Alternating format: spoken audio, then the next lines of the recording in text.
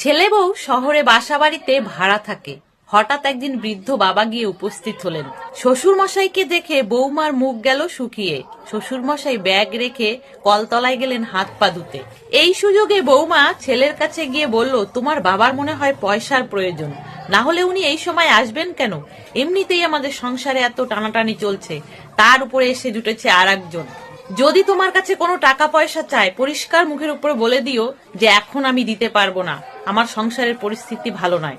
ছেলে তাড়াতাড়ি বউয়ের মুখে হাত চাপা দিয়ে বলল, তুমি চুপ করো, বাবা না হলে শুনে নেবে। এর মধ্যেই শ্বশুর মশাই ঘরে ঢুকলেন এবং একটা চেয়ারে বসলেন।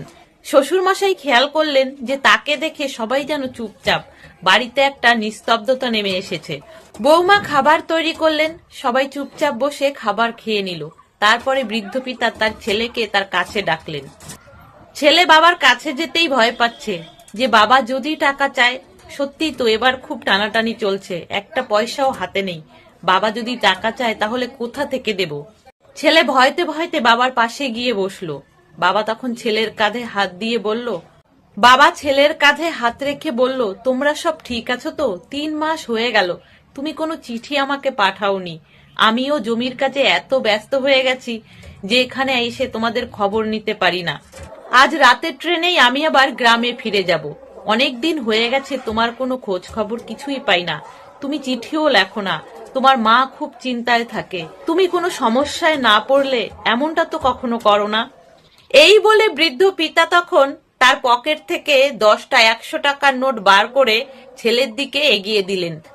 ছেলেকে বললেন, এটা তুমি ধরো, এবার জমিতে ভালো ফসল হয়েছে, সেটা বিক্রি করেই তোমাকে কিছু টাকা আমি দিয়ে গেলাম, এটা তুমি সংসারের কাজে লাগিও। ছেলে চুপচাপ বসে রইল। নিজেকে এতটা খারাপ এর আগে তার কখনো লাগেনি। বাবা একটু বকার সুরেই বলল, খুব বড় হয়ে গেছিস না রে, ধর টাকাটা নে তাড়াতাড়ি। এই বলে বাবা নিজেই সেই টাকাটা ছেলের হাতে দিয়ে দিল।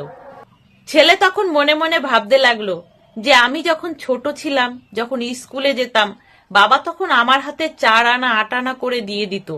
কই তখন তো নিজেকে এত ছোট মনে হয়নি, আজ যতটা নিজেকে ছোট মনে হচ্ছে। বাবা মার পরিস্থিতি যেমনই হোক না কেন, তারা সবসময় সন্তানের ভালোর কথাই চিন্তা করেন।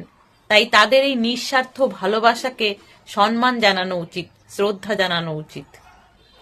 তাহলে বন্ধুরা, এই ছিল আজকের একটা ছোট্ট গল্প। যদি ভালো লাগে প্লিজ লাইক করে দিও, সাথে কমেন্টও করো। সকলে ভালো থেকো, সুস্থ থেকো।